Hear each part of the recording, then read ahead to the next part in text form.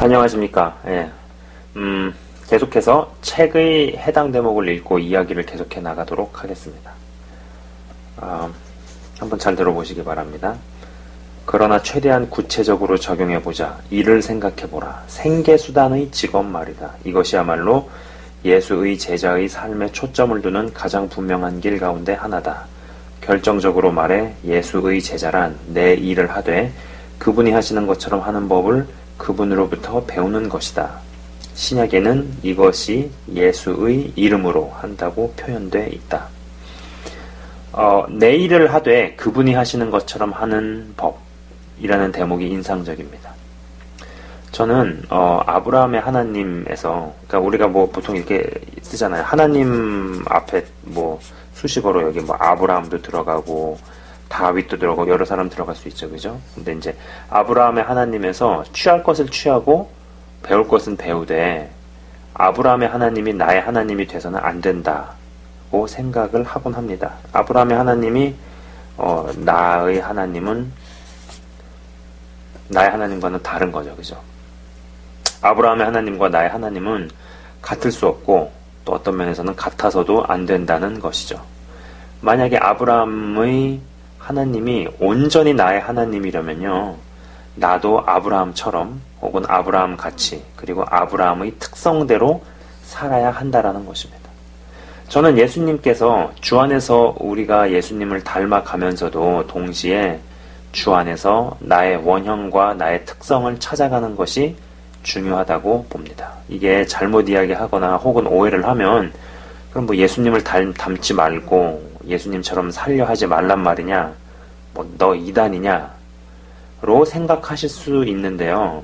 주 안에서 나는 내가 되어야지 누구처럼 되려 하면 안 된다는 것이죠. 심지어는 육신의 모습을 입으셨던 예수님의 모습처럼 예수님의 특성같이 예수님의 특징 그대로 살려 한다면 주님께서 이제 말씀을 하신 내가 한 것도 할 것이요 나보다 더 큰 일도 하리니의 말씀 구절은 성취되기가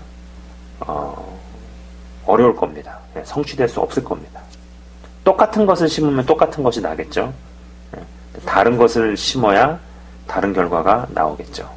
주 안에서 주님의 가르침을, 말씀을 받아들이고 주님처럼 변모해 가면서도 동시에 주 안에서 나는 그 누구의 모습도 아닌 내가 되어가는 것이 정말 중요하다고 생각한다는 것이죠. 이게 카메라가 굉장히 많이 뭐가 벗어났네요.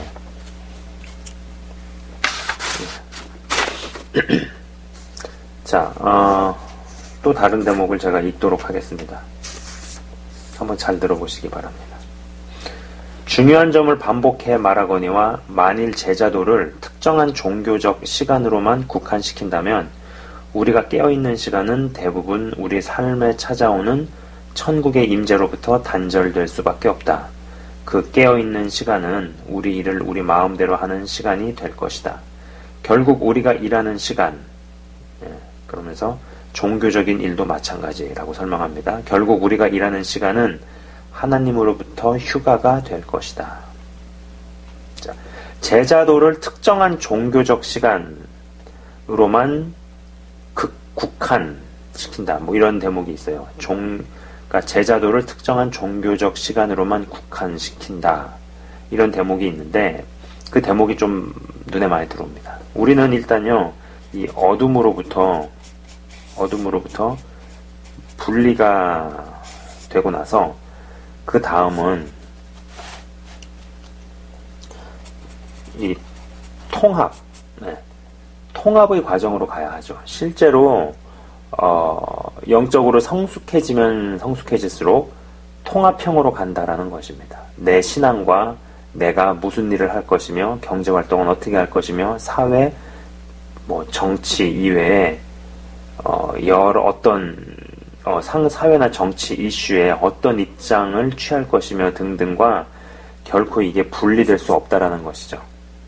그리고 종교적 시간으로만 국한시킨다는 대목은요, 교회 건물 안에서 행해지는 모든 활동들로 국한시키는 것으로도 들린다는 것인데, 사실 예배당 안보다 예배당 밖에서 어떤 예배자로 서 있는가가 더 중요하죠. 그죠?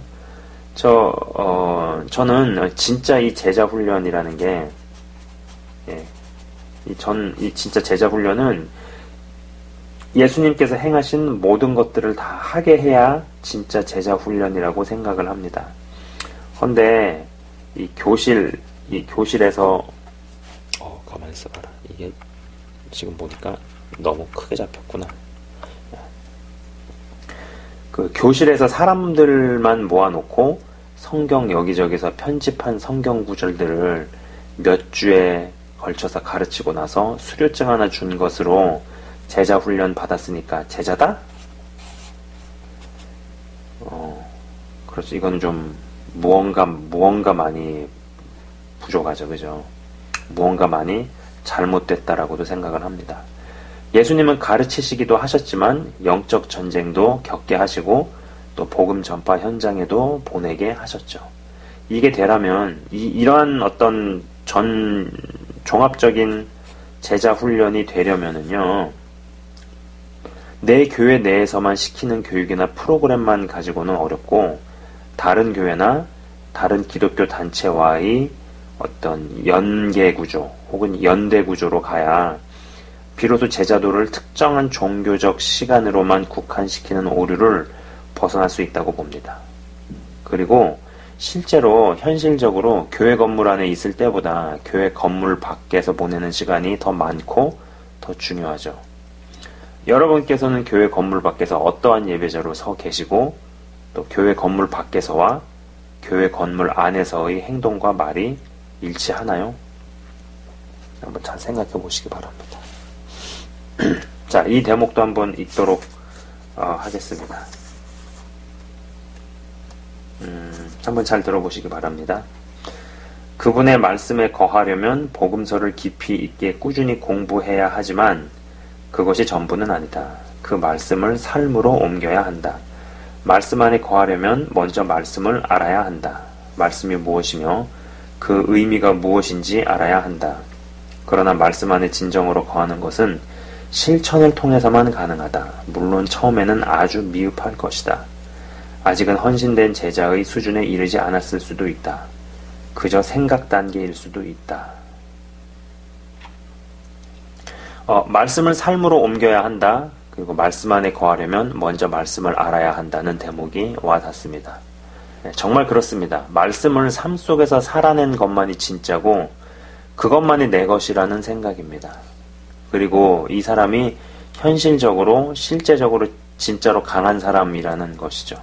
네. 이러한 사람의 말은요, 굉장히 어떤 힘이 다르다라는 겁니다. 힘. 네.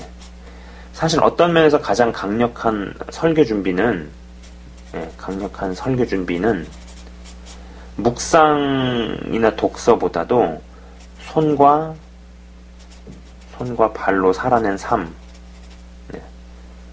손과 발로 살아낸 삶이 어떤 설교자나 사역자의 메시지 준비에 있어서 가장 강력한 준비라는 것이죠. 자, 이 부분 읽어드리도록 하겠습니다. 이 부분도 한번 들어보시기 바랍니다. 이제 결단하라. 결단과 의지의 힘이라는 소주제로 쓰여진 글입니다. 그러나 제자가 되는 길의 마지막 단계는 결단이다. 우리는 결단을 통해 예수의 평생 제자가 된다. 대가, 그분의 제자가 됨으로써 혹은 되지 않음으로써 얻는 것과 잃는 것을 명료하게 알았으면 이제 실제적 결단이 가능하다. 그러나 결단이란 어디까지나 우리가 내려야 하는 것이다. 결단은 저절로 되지 않는다. 제자란 어쩌다 떠밀려 되는 것이 아니다. 또 이 대목도 읽어드리도록 하겠습니다. 그러나 최종적으로 우리가 제자가 되지 못하는 이유는 오직 우리 자신이 결단하지 않기 때문이다. 우리는 제자가 되려는 의지가 없다. 우리 삶에 실종된 것은 결단과 의지의 힘이다. 우리는 엄숙한 한 순간에 예수의 제자로 자신을 드려야 하며 또한 그 결단을 주변 사람들에게 알려야 한다. 자, 우리의 결단을 통해 예수의 평생 제자가 된다는 대목이 인상적입니다. 저는 자유의지를 어떻게 쓰느냐가 당신의 신앙의 품격을 결정한다는 이야기를 종종 합니다. 그죠?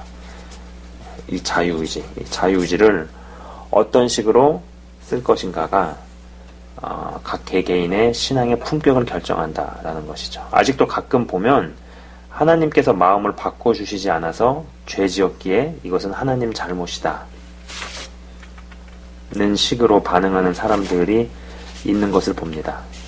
하지만 여러분이 냉정하게 인정을 하셔야 하는 것은 아무리 사단이 공격을 하고 유혹을 했어도 그리고 그러한 것 때문에 죄를 짓고 넘어졌으면 그것은 내가 지은 것이고 나의 잘못이지 하나님 탓이 아니다 라는 것이죠.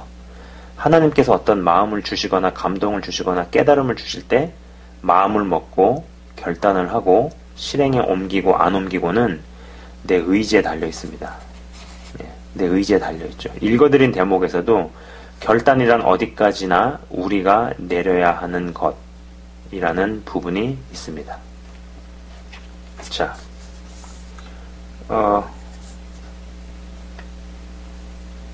이 부분도 같이 읽어드리겠습니다. 제가 앞전에서 한번 읽었네요. 한 번 더 읽도록 하겠습니다.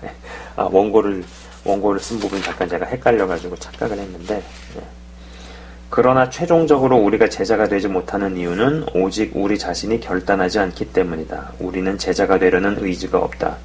우리 삶에 실종된 것은 결단과 의지의 힘이다. 우리는 엄숙한 한순간에 예수의 제자로 자신을 드려야 하며 또한 그 결단을 주변 사람들에게 알려야 한다.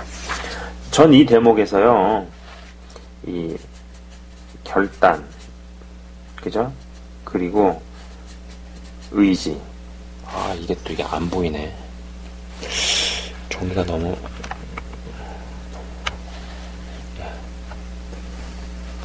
이 두 단어, 이 결단이라는 단어와 그리고 의지라는 이 두 단어가 눈에 들어옵니다. 보통 하나님께서 움직이시면 그것을 따라가겠다고들 이야기하고 그러한 경우가 많지만 내가 굳은 마음을 먹고 결단하고 발을 뛸 때 하나님께서 움직이신다는 측면도 반드시 탑재해야 한다라는 것이죠.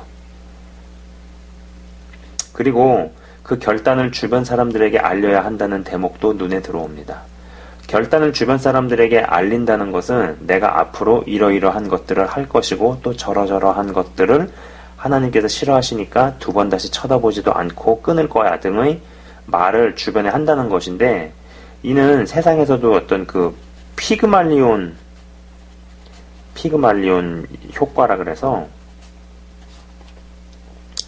공개적으로 내뱉은 말이나 선포에는 그 말을 지키려 하는 혹은 지키게 하려는 힘이 작동한다는 것이죠.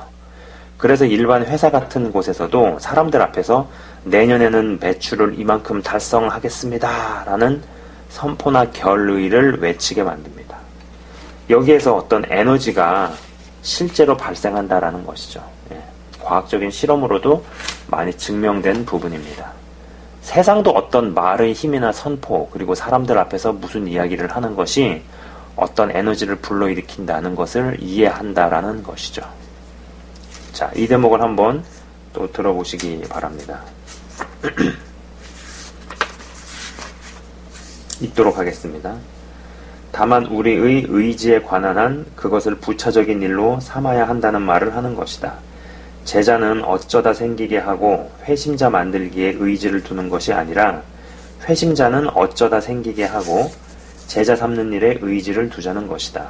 이 전환이 얼마나 대대적이고 어려운 일인지 우리는 충분히 인정한다. 다시 말하지만 리더십을 행사하는 자들로부터 반드시 예수의 신실하고 친밀한 제자라야 하는 이유가 바로 여기에 있다. 그분이 그 길을 보여주신다. 그러나 그분이 우리 대신 결단해 주시지는 않는다. 우리의 의지는 그분의 것이 아니라 우리의 것이다. 우리의 의지는 우리의 책임이다.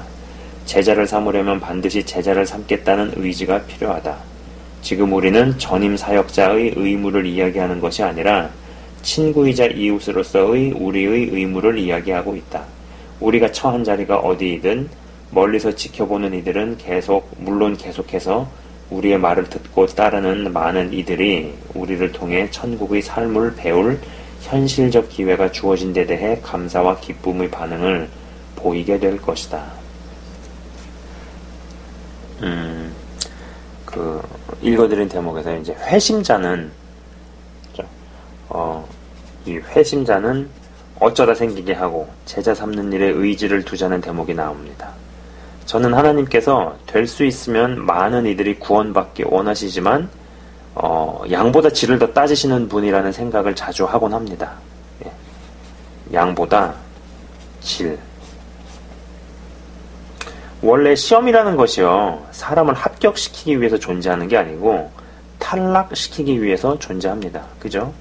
예수님을 따르는 이들도 분명히 이 무리가 있었고, 그죠? 그 다음에 제자가 있었죠. 예수님을 따르는 이들도 무리와 제자가 분명히 구별됩니다. 저는 특히 요즘 같은 시대에는 안 믿는 사람들을 믿게 하는 사역보다 어떤 면에서는 이미 믿는다 하는 사람들을 더 잘 믿게, 더 제대로 믿게 하는 사역이 좀 더 중요하지 않나라는 생각도 해보곤 합니다.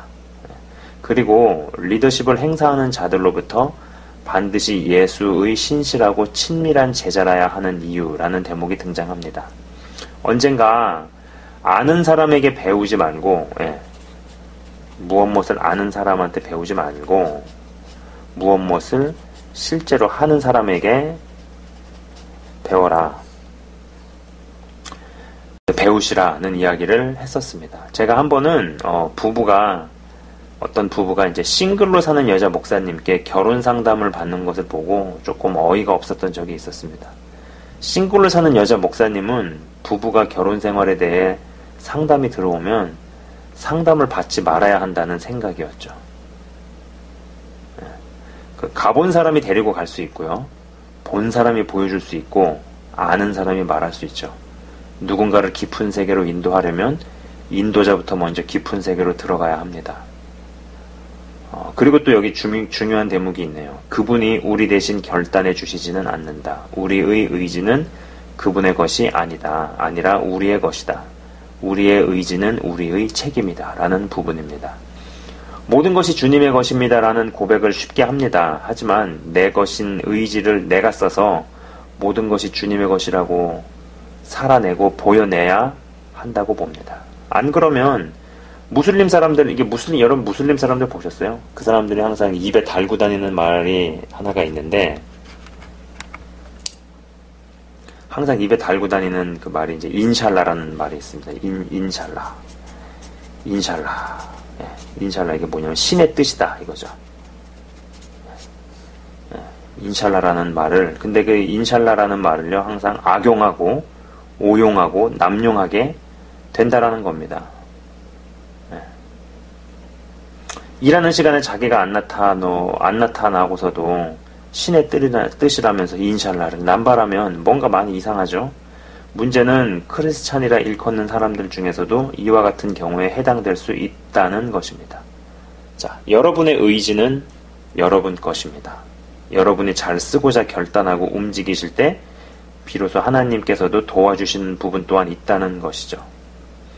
자, 이 부분도 한번 들어보시기 바랍니다. 오늘날 우리의 교육과 리더십의 가장 큰 취약점 중 하나는 사람들의 실제 신념을 바꿔주지 않으면서 선한 행동을 하게 만드는 데만 너무 많은 시간을 소모하고 있다는 점이다. 자, 항상 이 현상이 아닌 본질을, 그리고 외면이 아닌 내면, 그리고 또 하나는 이제 doing이 아니라 being이 아닌 being을 바꾸어내는 것이, 그리고 바꾸어내는 것에 초점을 맞추어야 한다라는 겁니다. 그죠? 여길 건드리면 이건 따라오는 거죠. 여길 건드리면 이것도 따라오는 거고, 여길 건드리면 이것도 따라오는 거고. 그렇죠. 어떤 면에서 가르치는 사람들 중에서도 실제로 내면이 제대로 바뀐 사람들이 그다지도 적기에 배우는 이들도 내면이 안 바뀌는 것일 수도 있다는 것이죠. 자, 이 대목을 읽어드리도록 하겠습니다. 한번 잘 들어보시기 바랍니다. 단순히 정보를 더하는 것이 아니다. 이 일에 착수하면서 반드시 알아야 할 아주 중요한 것이 있다. 가르침은 이제 그것이 우리 자신을 향한 것이든 다른 이들을 위한 것이든 가르침은 단순히 정보의 수집이나 전달의 문제가 아니라는 점이다. 우리의 임무는 예수께서 믿고 가르치시고 실천하신 것들을 제자들 또는 학생들에게 알려주는 차원이 아니다. 대체로 이 시점이면 그 일은 이미 다 돼 있기 마련이다. 그 일을 더 반복하는 것만으로는 별 유익이 없다. 학생들 대부분은 모든 정확한 정보를 이미 보유하고 있다. 정확도를 시험해 본다면 분명히 통과할 것이다. 가르침은 단순히 정보의 수집이나 전달의 문제가 아니라는 점이라는 대목이 와닿습니다. 정말 그렇죠. 뭐든지 주 안에서 손과 발, 주 안에서 손과 발로 살아내고 살고 있는 사람에게서 뿜어져 나오는 그 무언가라는 것이 반드시 존재합니다. 자, 이 대목도 한번 들어보세요.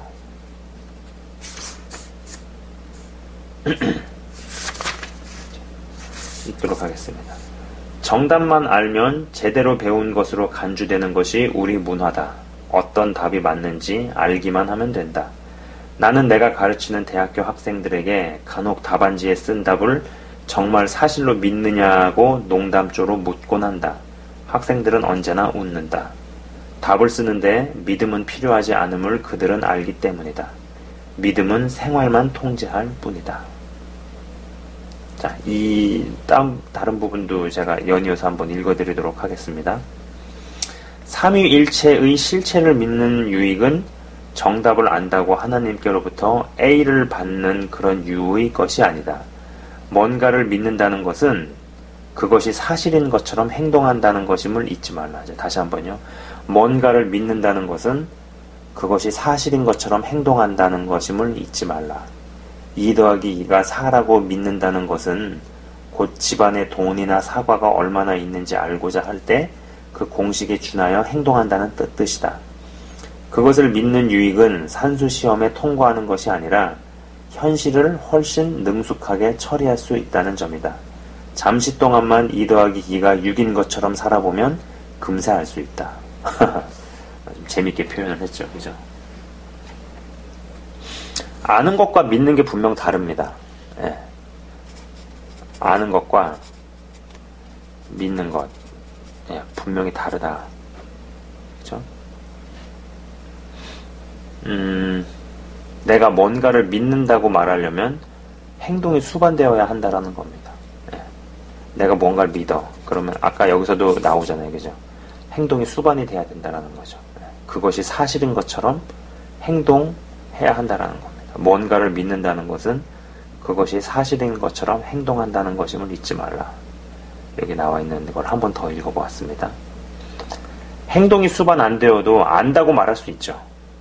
그런데 하나님은 아는 자가 아니라 믿는 자를 찾으시죠. 구원도 아는 자가 아닌 믿는 자에게 임합니다. 자, 이 대목도 한번 들어보시기 바랍니다. 또한 2가지 전략, 주요 목표는 분명 아니지만 흔히 사용되는 2가지 전략에 대해서도 동일하게 말할 수 있다. 하나는 교회 활동이나 기타 외적인 종교 행위나 온갖 영적인 일에 충성을 독려하는 것이고, 또 하나는 특별한 마음의 상태나 황홀한 체험을 추구하는 것이다. 다 좋은 것들이다. 그러나 다시 한번 분명히 말하지만 이 2가지 역시 외형적인 동조와 완벽한 교리 고백과 마찬가지로 그리스도를 닮기 위한 적절한 교육 과정의 주요 목표가 돼서는 안 된다. 특별한 체험, 교회에 충성하는 것, 정확한 교리, 예수의 가르침에 대한 외형적 동조, 이 모두는 내면의 자아가 변화되면 적절하게 자동적으로 따라오는 것들이다. 그러나 이런 것들이 내면의 변화를 만들어내지는 못한다. 저는 읽어드린 대목에서 떠오르는 단어는 분별, 떠오르는 단어가 이 분별입니다. 그리고 또 하나, 그리고 이 순서라는 것이죠. 그리고 뿌리에 문제가 없으면 줄기는 성장하고 나무는 자랍니다. 언제나 정말 중요한 것은 눈에 보이질 않는다는 것이죠. 오늘 방송은 이제 여기까지 하도록 하겠습니다. 시청해 주셔서 감사합니다.